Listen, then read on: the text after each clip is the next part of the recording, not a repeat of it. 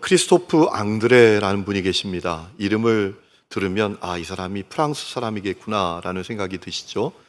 프랑스의 정신과 의사입니다. 이분이 위로 전문가입니다. 또 긍정 심리학으로 아주 유명한 분입니다. 이분이 지난 5월 달에 책을 하나 써냈습니다. 제목이 내가 여기 있어요 라는 제목입니다.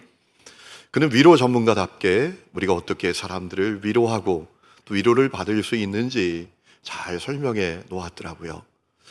그 책 읽는 가운데 마음에 와닿는 내용이 많았지만 특별히 마음에 와닿은 내용이 있었는데 그 책의 마지막 문장이었습니다.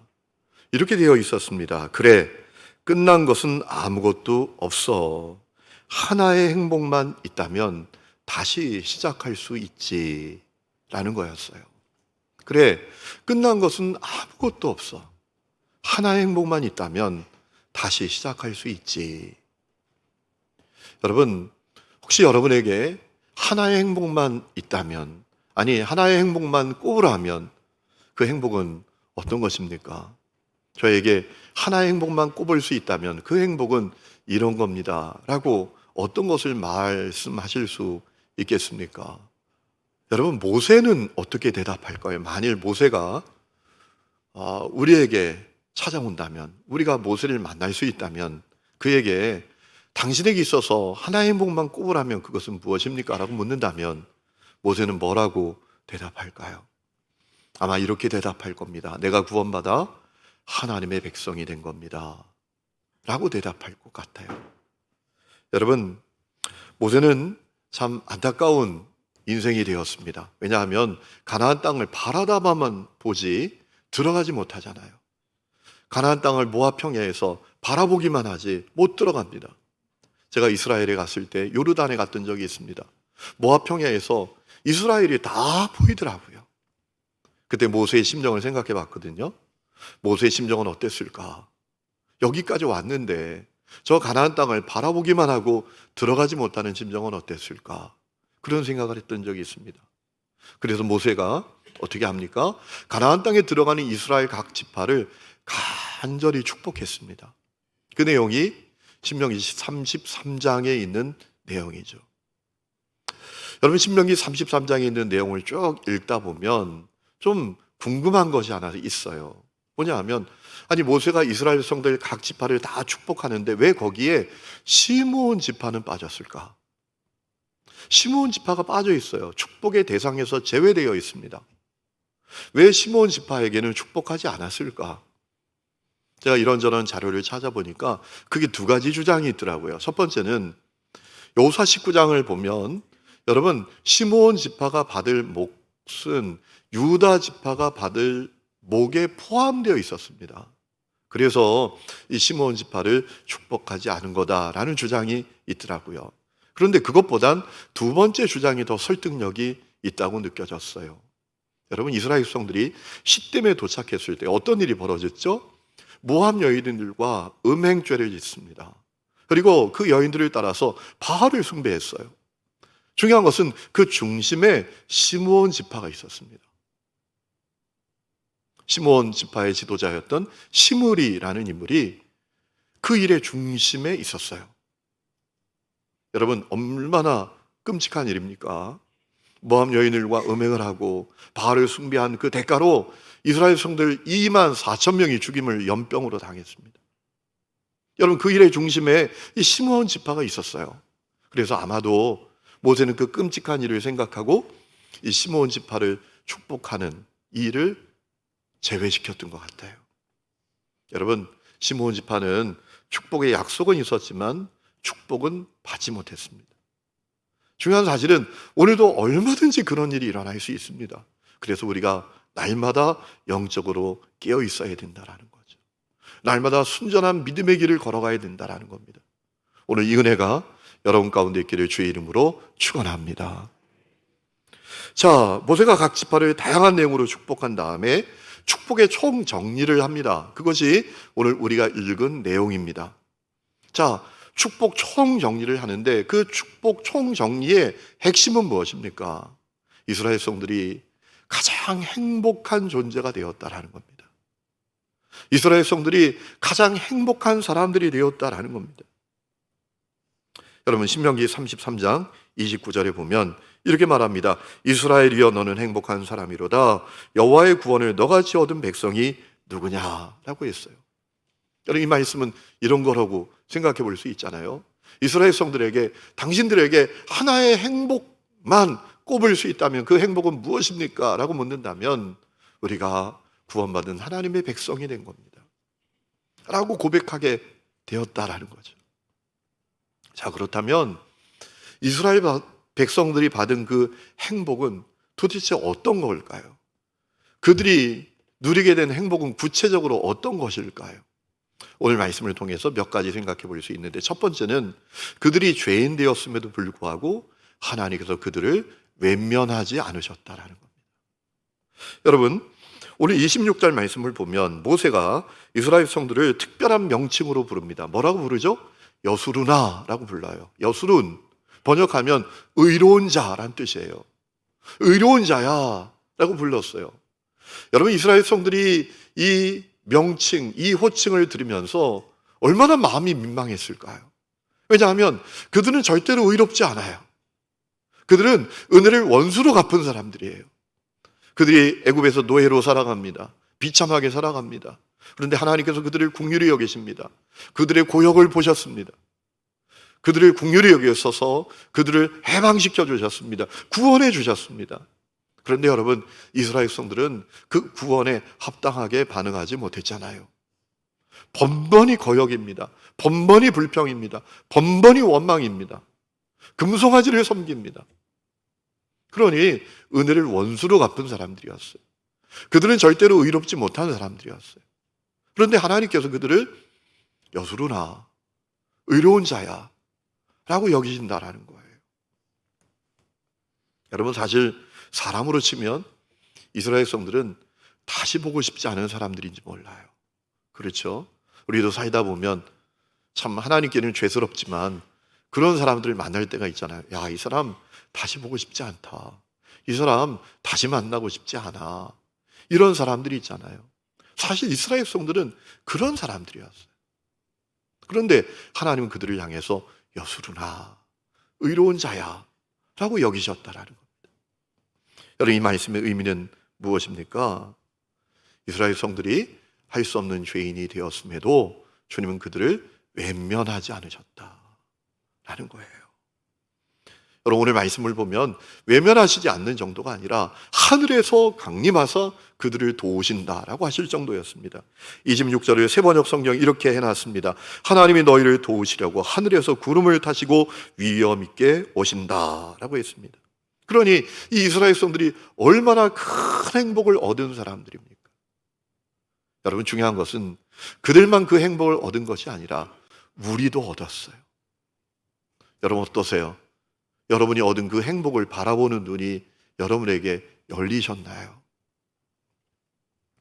영국 출신의 유명한 작가가 있습니다. 메리 셀리라는 작가입니다. 이 여성이 쓴 유명한 소설이 있죠. 프랑켄슈타인이라는 제목의 소설입니다. 놀라운 사실은 이 메리 셀리가 이 소설을 18살에 썼어요. 대단합니다. 그 책의 내용이 어떤 겁니까? 물리학자 프랑켄슈타인이 사람을 만들기 위해서 애를 씁니다. 사람을 창조하고 싶었어요.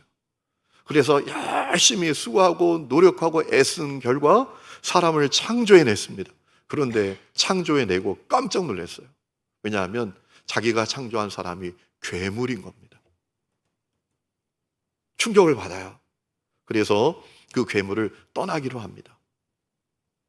그 괴물이 프랑켄슈타인, 자기 아버지 같은 존재에게 제발 나 버리지 말라고 애걸복걸하고 매달렸지만 프랑켄슈타인은 그 괴물을 버리고 떠납니다.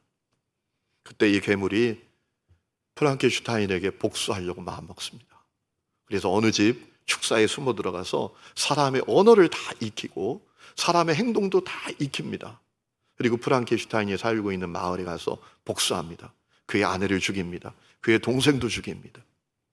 그러자 프랑켄슈타인이 그 괴물을 죽이려고 합니다. 북극으로 도망친 괴물을 죽이기 위해서 배를 타고 가다가 그만 프랑켄슈타인이 죽고 말았어요.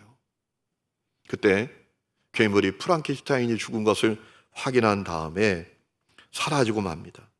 그 이후에 그 괴물을 본 사람이 아무도 없다. 그것이 이 소설의 내용이에요. 여러분, 왜 이런 일이 벌어졌죠? 왜 이런 비극이 벌어진 거죠? 중요한 이유가 있어요. 프랑켄슈타인이 자기가 만든 괴물을 버렸기 때문입니다. 괴물이라고 버린 거예요. 여러분, 메리 셀리가 이 소설을 통해서 말하고 싶은 게 뭐죠? 사람을 정말 괴물로 만드는 이유가 뭐냐? 사람을 정말 괴물되게 하는 것이 무엇이냐? 내 기준으로 그를 외면하는 거다. 그를 버리는 거다. 라는 겁니다. 외면할 때, 버릴 때 진짜 그 사람은 괴물이 된다라는 거죠. 여러분, 오늘도 그런 일은 비일비재합니다. 많은 사람들이 자기가 가진 기준으로 사람들을 외면해요. 버려요. 가난하다고 외면합니다. 못생겼다고 외면합니다. 내 기준에 합하지 않는다고 외면합니다. 실수했다고 외면합니다. 죄 지었다고 외면합니다. 못났다고 외면합니다. 그러니 그 사람이 진짜 괴물 되는 거죠. 여러분, 디모데전서 1장 말씀을 보면 바울은 자기가 죄인 중에 괴수였다고 했습니다. 그런데 하나님께서 죄인 중에 괴수와 같은 자기를 외면하지 않으시고 버리지 아니하시고 사랑하셨다. 한없는 사랑과 은혜를 베풀어 주셨다. 라고 고백하고 있어요. 여러분, 우리가 그와 같은 사랑과 은혜를 받은 사람들이잖아요. 우리가 예수님 만나지 못하고 영이 죽은 상태에 살았던 지나간 시절을 한번 생각해 보세요. 영이 죽어서 우리가 은밀하게 지었던 죄를 한번 떠올려 보세요.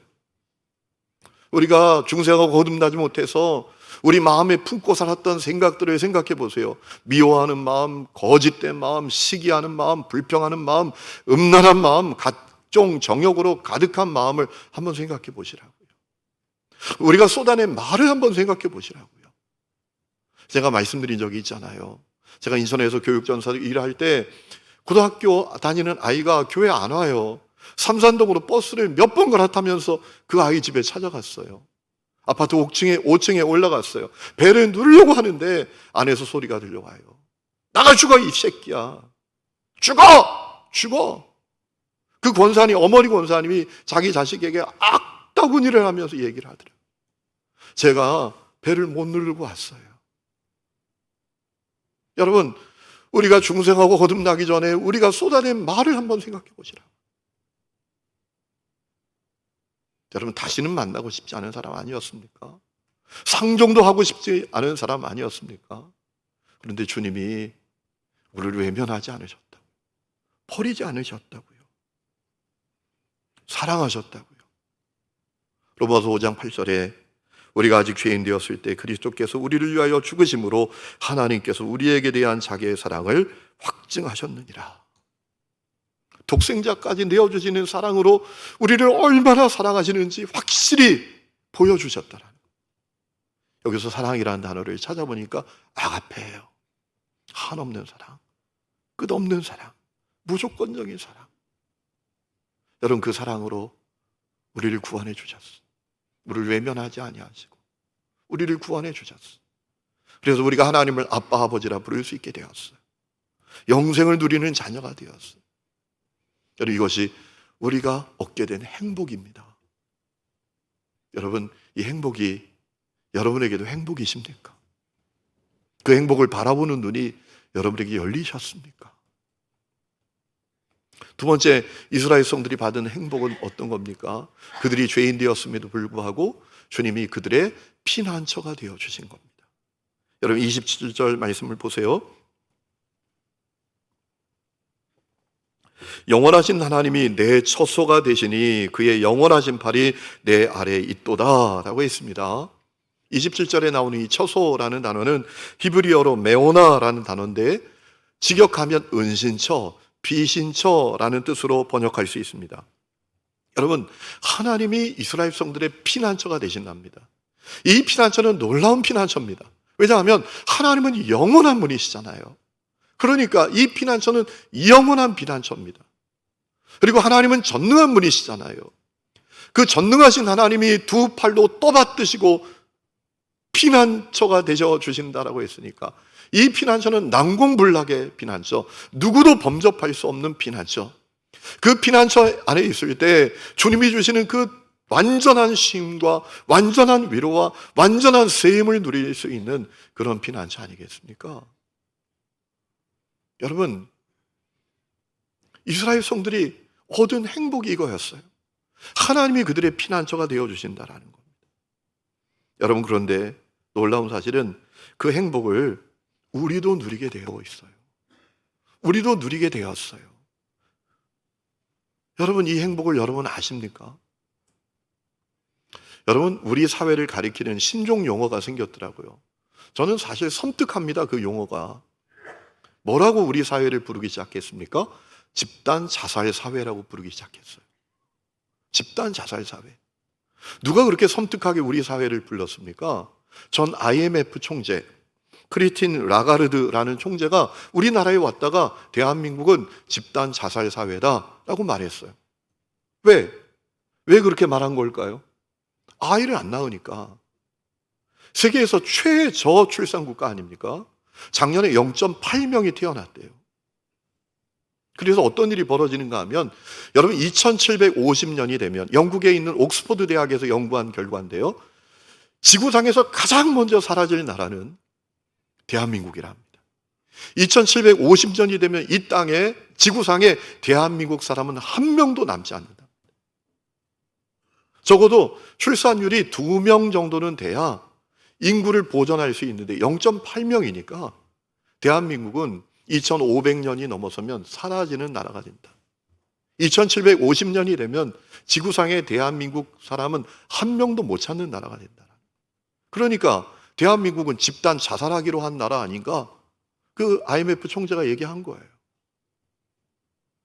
여러분, 젊은이들이 결혼을 안 해요. 결혼을 해도 아이를 안 낳아요. 왜 그렇죠? 이유가 있죠. 우리 사회가 살벌해요. 피로사회, 절벽사회예요. 한 발짝 잘못 뛰어서 떨어지면 못 올라옵니다. 재기가 불가능한 사회입니다. 사느냐 죽느냐, 사라지느냐 살아남느냐, 마치 정글 같은 사회예요.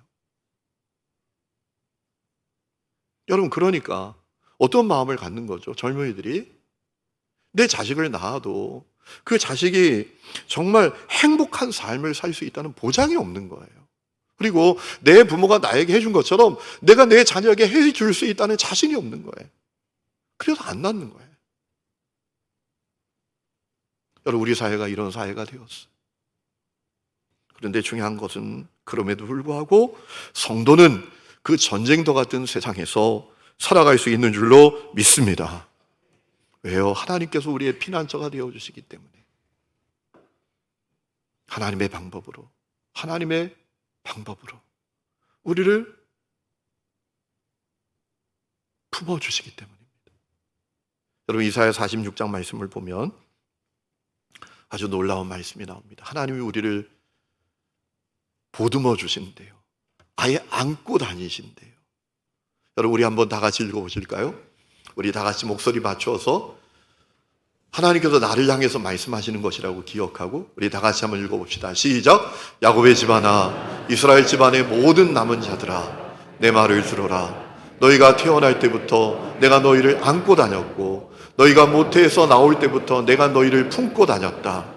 너희가 늙을 때까지 내가 너희를 안고 다니고, 너희가 백발이 될 때까지 내가 너희를 품고 다니겠다. 내가 너희를 지었으니 내가 너희를 품고 다니겠고 안고 다니겠고 또 구원하여 주겠다. 너희가 나를 누구와 견주겠으며 나를 누구와 같다고 하겠느냐? 나를 누구와 비교하여 서로 같다 하겠느냐? 아멘. 여러분, 주님이 당신의 자녀들을 안고 다닌답니다. 백발이 될 때까지 주님께서 안고 다니고 업고 다니신답니다. 여러분, 우리 하나님의 피난처 안에 있는 사람이에요.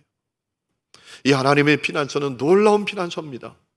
여러분, 28절에 놓치지 말아야 될 말씀이 있는데요, 그의 하늘 아래라는 표현입니다. 이스라엘이 안전히 거할 수 있는 이유는 그의 하늘 아래에 있기 때문입니다. 이스라엘이 거하는 그곳이 그의 하늘이 이슬을 내려주는 그곳이에요. 여러분, 우리가 하나님의 피난처 안에 있을 때 하늘에서 내리는 이슬처럼 우리에게 주시는 은혜가 있어요. 우리가 하나님의 피난처 안에 있을 때 주님께서 우리에게 위로를 주십니다. 평안을 주십니다. 새 힘을 주십니다. 여러분, 그것은 놀라운 거예요. 거친 광야에 뜨거운 태양 아래 있었던 식물이요, 뜨거운 태양 때문에 하루 종일 바짝 말라버리죠. 다 시들어버리죠. 죽음 같은 상태에 이르게 되죠. 그러나 하늘에서 이슬이 내리면 어떻게 되죠? 벌떡 일어섭니다. 그 태양을 다시 마주할 수 있는 생명력을 갖게 됩니다. 여러분, 우리는 그 피난처 안에 있는 거예요. 서강대학교 영문학과 교수를 재직했던 고 장영희 교수님이 계시죠. 우리에게 살아온 기적, 살아갈 기적이라는 책으로 잘 알려진 분입니다. 이분이 태어난 지 1살 되었을 때요, 소아마비를 얻게 되었어요. 중증 장애인이 된 겁니다. 목발 2개를 잡고 겨우 걸어다니는 그런 분이 된 겁니다.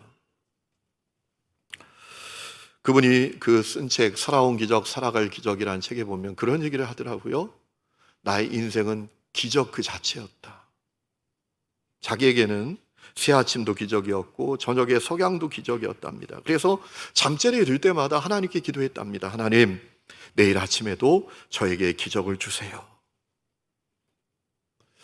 그 책 가운데 이런 내용이 나와요. 그녀에게 가장 큰 힘이 되었던 말이 하나 있답니다. 그 말은 누가 해준 말인가 하면 자기 어릴 때 지나가던 엿장수 아저씨가 해준 말이랍니다. 여러분, 어릴 때 친구들하고 놀고 싶은데 친구들이 안 끼워주는 거예요. 제대로 뛰는 거는 말할 것도 없고 걷는 것도 어려우니까 친구들이 왕따를 시킵니다. 얼마나 친구들하고 놀고 싶겠어요. 그런데 친구들이 따돌리면서 안 끼워지는 거예요. 하루는 친구들이 따돌려서 너무 속상해서 펑펑 엉엉 울고 있는데 지나가던 엿장수 아저씨가 미소를 지으면서 자기에게 그렇게 말씀하셨다는 거예요. 괜찮아. 조금만 참아. 이제 다 괜찮아질 거야. 라고 하셨다라는 거예요. 놀라운 사실은 그 엿장수 아저씨가 한 이야기가 자기 마음의 평생의 울림으로 남았다라는 거예요. 때로는 살아갈 희망조차 사라지는 그 고난을 맞닥뜨릴 때에도, 또 아무리 몸부림쳐도 내 뜻대로 되지 않는 그 상황일 때에도 그 엿장수 아저씨가 했던 얘기가 가슴의 울림으로 계속 남아 있었다라는 거예요. 괜찮아. 조금만 참아. 이제 다 괜찮아질 거야. 사랑하는 성도 여러분, 살다 보면 인생의 겨울을 만날 때가 있지요. 생각하지도 못했던 사고, 사건, 실패를 맞닥뜨릴 때도 있지요. 사람들에게 상처받고 배신당하고 이용당하고 버림받을 때도 있지요. 그때 주님께서 우리에게 말씀하십니다. 괜찮아. 괜찮아. 나도 다 당해봤잖아. 나도 배신당하고 고통당하고 버림당하고 나도 다 당해봤잖아. 그러니 괜찮아. 내가 너의 피난처야. 내게로 와. 내가 너의 피난처가 되어줄게. 내 품에 안겨서 펑펑 울어. 너가 약하니까 내가 해줄게. 너가 부족하니까 내가 도와줄게. 라고 말씀하시는 그 피난처가 우리에게 있단 말입니다. 여러분, 히브리서 기자는 그것을 너무나 잘 알았던 것 같아요. 그래서 하나님의 피난처로 가자. 주님 은혜의 보좌 앞으로 가자. 라고 초청했던 것 아닙니까? 우리의 대제사장은 우리의 연약함을 동정하지 못하시는 분이 아닙니다. 그는 모든 점에서 우리와 마찬가지로 시험을 받으셨지만 죄는 없으십니다. 그러므로 우리는 담대하게 은혜의 보좌로 나아갑시다. 그리하여 우리가 자비를 받고 은혜를 입어서 제때 주시는 도움을 받도록 합시다. 라고 했습니다. 사랑하는 성도 여러분, 우리에게는 영원한 피난처가 있습니다. 쇠하지 않는 피난처가 있습니다. 주님이라는 피난처입니다. 여러분, 이것이 우리에게 너무나 놀라운 행복이에요. 오늘 여러분에게 그 행복을 바라보는 눈이 있습니까? 그 은혜가 있기를 주의 이름으로 축원합니다. 여러분, 이스라엘 백성들이 가졌던 또 하나의 행복이 있습니다. 그들이 죄인이었음에도 불구하고 주님이 그들의 보호자가 되어 주신 거예요. 여러분, 오늘 우리가 읽은 27절 말씀 보면 이렇게 말씀하셨어요. 그가 너의 앞에서 대적을 쫓으신다. 29절 말씀 보면 그는 너를 돕는 방패가 되시고 내 영광의 칼이 되신다. 내 대적이 너에게 복종할 거다. 너가 그들의 높은 것을 밟을 거다 라고 하셨어요. 여러분, 이스라엘이 얻은 행복을 이보다 더 확실하게 알려주는 말씀이 어디 있어요? 주님께서 그들의 대적을 쫓으시는 전사가 되신다. 그들의 방패가 되어주신다. 적의 심장을 꿰뚫는 칼이 되어주신다. 여러분, 얼마나 놀라운 말씀이에요. 이것이 이스라엘 성들이 얻은 행복이었어요. 그런데 중요한 사실은 그들이 그 행복을 얻은 것만이 아니라 우리도 얻게 되었다라는 거예요. 여러분, 우리가 예수를 믿으면 주님의 보호 아래 들어갑니다. 여러분, 보호자가 있는 인생과 보호자가 없는 인생은 차원이 다릅니다. 시편 37장 이런 말씀이 있습니다. 여호와께서 사람의 걸음을 정하시고 그의 길을 기뻐하시나니 그는 넘어지나 아주 엎드러지지 아니함은 여호와께서 그의 손으로 붙드신 미로다 라고 했습니다. 우리도 넘어져요. 예수 믿어도 넘어진다고요. 실패하다고 쓰러질 때가 있다고요. 그런데 아주 넘어지지 않아요. 왜? 하나님께서 내 보호자가 되셔서 나의 손을 붙들고 계시니까 아주 넘어지지 않는다라는 거예요. 여러분, 우리도 그 행복을 얻게 되었어요. 더욱이 우리가 기억해야 될 것은 하나님의 보호는 강압적인 보호, 권위적인 보호, 막 숨막히는 보호가 아니라 인격적인 보호라는 거예요. 여러분, 보호해줘도 꼭 나중에 대가를 청구하는 사람이 있잖아요. 나를 보호한다고 해도 막 강압적으로 내 숨 막히게 나를 보호하는 사람들이 있잖아요. 그게 아니라 주님의 보호는 너무나 인격적인 보호라는 거예요.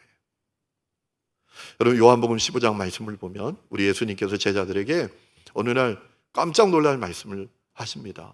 뭐라고 하셨어요? 이제는 너희를 종이라 하지 않고 내 친구라 하겠다 라고 하셨어요.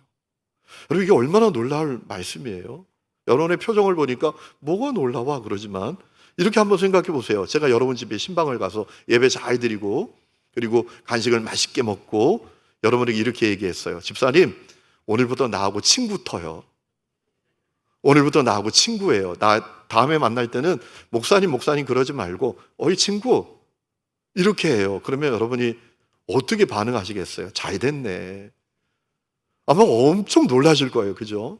그러니까 예수님께서 제자들에게 야, 이제는 너희를 종이라 하지 않고 친구라 한다. 제자들이 깜짝 놀랄 말씀이죠. 여러분, 그것을 주님의 보호의 관점에서 생각해 보시자고요.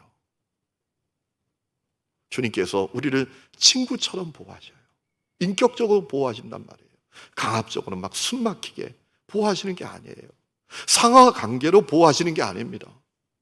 권위적으로 보호하시는 게 아닙니다. 친구처럼 인격적으로 보호하신다라는 거죠. 여러분, 친구라는 말을 붕우라고도 표현하잖아요. 그 붕우의 붕자는 법붕자인데 그것이 새의 두 날개를 뜻합니다. 그리고 우할 때 우자가 벗우자인데 사람의 두 손을 나타내는 거예요. 친구가 뭐냐라는 것을 가르쳐 주는 거죠. 친구는 둘도 없는 사이예요. 서로에게 반드시 필요한 긴밀한 관계입니다. 여러분, 날개가 두 개가 있어야 되지 한 날개만 있어서 어떻게 해요? 우리가 두 손이 다 있어야 제대로 작동하며 살죠. 그렇죠? 친구가 그렇다라는 겁니다. 떼려야 뗄 수 없고 서로에게 너무나 소중히 여기는 관계라는 거예요. 여러분, 친구의 우정에 대해서 잘 이해하기엔 소설이 하나 있죠. 오늘 소설 얘기를 많이 하네요. 베니스의 상인이라는 소설 읽어보셨나요? 안토니오라는 사람과 또 바사니아라는 사람이 있어요. 서로 절친입니다. 찐친이에요. 어느 날 바사니아가 안토니오에게 부탁을 해요. 야, 나 사랑하는 여인이 생겼어. 청혼을 해야 되는데 돈이 없네. 나 돈 좀 빌려줘. 안토니오가 수중에 가진 돈이 없어요. 왜냐하면 그의 전 재산은 바다에 지금 나가 있는 배에 있었기 때문입니다. 그래서 빌려줄 수 있는 돈이 없었어요. 그런데 안토니오가 대답합니다. 네, 빌려줄게. 그리고 누구를 찾아가나요? 악덕 고릿 대금업자인 유대인 샤일록을 찾아가요. 샤일록에게 돈 좀 빌리러 왔습니다 라고 하니까 샤일록이 돈을 빌려준대요. 그런데 조건이 있대요. 길 내 못 갚으면 너의 가슴살 1파운드를 떼어서 나에게 주는 조건으로 돈을 빌려준다. 여러분, 가슴살 1파운드, 한 근 정도 됩니다. 죄송해서 근이라 말하니까 죄송한데요, 450g 정도 돼요. 그거 떼놓으면 죽는 거죠. 심장이 터지고 마는 거죠. 여러분, 그런데 안토니오는 그렇게 하겠다고 돈을 빌려서 자기 친구에게 빌려줘야 돈을 줘요. 근데 문제가 생겼어요. 안토니오의 배가 기일 내에 못 들어왔어요. 자기 생각에는 며칠이 되면 배가 들어오니까 내가 돈이 생기니까 그때 돈을 갚으면 되겠지라고 했는데 기일 내에 배가 못 들어와서 자기 심장에 있는 살을 1파운드를 떼어내게 생긴 거예요. 그때 안토니오는 친구 원망하지 않아요. 친구에게 책임을 전가하지 않아요. 자기가 그 대가를 치르겠다고 해요. 여러분, 주님께서 우리를 친구로 여기시고 보호해 주셨어요. 전적으로 타락한 나를 구원하시고 살리기 위해서 자기 생명을 내주셨잖아요. 요한복음 15장에 말씀하셨어요. 친구를 위하여 목숨을 버리면 이보다 더 큰 사랑이 없나니, 그 말씀대로 자기의 생명을 내어주셔서 우리를 살리시고 구원해 주시고 보호해 주셨어요. 그리고 주님의 보호는 지금도 계속되고 있습니다. 여러분, 우리가 이 행복을 가진 존재들입니다. 여러분, 그 행복을 바라보는 눈이 여러분에게 열려 있습니까? 그러셔야 합니다. 그래야 거친 세상 이겨낼 수 있습니다. 우리에게 다가오는 수많은 문제들도 극복할 수 있어요. 여러분, 한 가지 행복만 있으면 다시 일어설 수 있다고요. 한 가지 행복만 있으면 문제도 이기고 고난도 극복할 수 있다고요. 그 한 가지 행복이 뭐죠? 주님이에요. 주님이 나를 구원해 주셨다. 주님이 할 수 없는 죄인된 나를 외면하지 않으신다. 사랑하신다. 그분이 나의 피난처가 되신다. 그분이 나의 보호자가 되신다. 이것이 여러분의 행복이 한 가지 행복이 되면 아무리 세상이 살벌하고 참 문제가 많고 고난과 역경의 전철뿐이라고 할지라도 넉넉히 승리하게 될 것입니다. 오늘 이 은혜가 여러분 모두에게 있기를 주의 이름으로 축원합니다. 우리 이 시간에 찬양 부르고 기도하는 시간을 갖겠습니다. 내 영혼은 안전합니다. 우리 가사를 생각하면서 이 찬양을 부르겠습니다.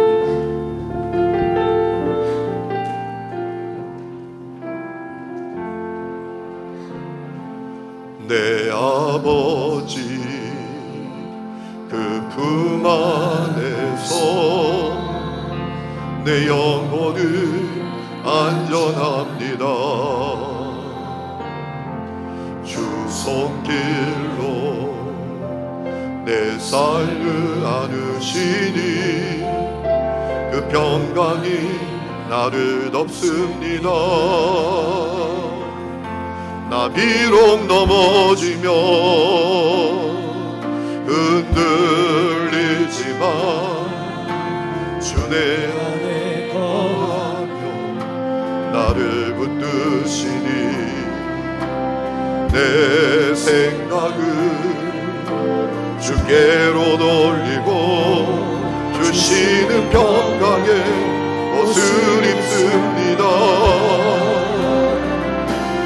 약속 안에서 내 영혼 평안해 내 뜻보다 크신 주님의 계획 나 신뢰해 두려움 다 내려놓고 주님만을 위해 주 안에서 내 영혼 안전합니다. 내 아버지 그 품 안에서 내 영혼은 안전합니다. 주 손길로 내 삶을 안으시니 그 평강이 나를 덮습니다. 나 비록 넘어지며 흔들리지만 주 내 안에 거하며 나를 붙드시니 생각을 주께로 돌리고 주시는 평강에 것을 입습니다. 주 약속 안에서 내 영혼 평안에 내 뜻보다 크신 주님에게 나 신뢰 두려움 다 내려놓고 주님만을 지혜 주 안에서 내 영혼. 우리 함께 일어나서 찬양합니다. 주 약속 안에서 주 약속 안에서 내 영혼 평안에 내 뜻보다 크신 주님에게 나 신뢰해 두려움 다 내려놓고 주님만을 지혜 주 안에서 내 영혼. 다시 한번 주 약속 안에서 주 약속 안에서 내 영혼 평안에 내 영혼 평안에 내 뜻보다 크신 주님에게 나 신뢰해 두려움 다 내려놓고 주님만을 지혜 주 안에서 내 영혼. 다시 한번 부릅니다. 주 약속 안에서 내 영혼 평안에 주 약속 안에서 내 영혼 평안에 내 뜻보다 크신 주님에게 나 신뢰해 두려움 다 내려놓고 주님만 지지해 주 영혼은 안전합니다. 하나님 아버지, 우리에게 있는 한 가지 행복의 조건이 주님이 되는 은혜를 우리에게 허락하여 주시옵소서. 많은 사람들이 주님 아닌 것을 한 가지 행복의 조건으로 여기고 살다가 공허한 인생이 되고 허무한 인생이 되고 부질없는 인생이었다고 고백하는 것을 보게 됩니다. 나 같은 죄인을 사랑해 주시고 외면하지 아니하시고 끝까지 사랑하신 주님, 그리고 영원한 피난처가 되어 주신 주님, 그리고 인격적으로 친구처럼 우리를 보호해 주시는 그 주님, 그것이 우리의 유일한 행복의 조건이 되게 하여 주시옵소서. 한 가지 행복만 있으면 다시 일어서게 될 줄로 믿습니다. 주님이 내 한 가지 행복의 조건이 되게 하여 주시옵소서. 그리하여 고난의 파도도 넘어서게 하시고 하나님 시련의 폭풍우도 이기게 해주시고 거대한 세상에 맞설 수 있는 은혜도 누리게 하여 주시옵소서. 이제는 우리 주 예수 그리스도의 은혜와 하나님 아버지의 놀라운 사랑과 성령의 내주 동행하심이 예배하는 하늘음의 모든 성도들과 그 가정들 위에 지금부터 영원토록 함께 계시기를 간절히 축원하옵나이다. 아멘.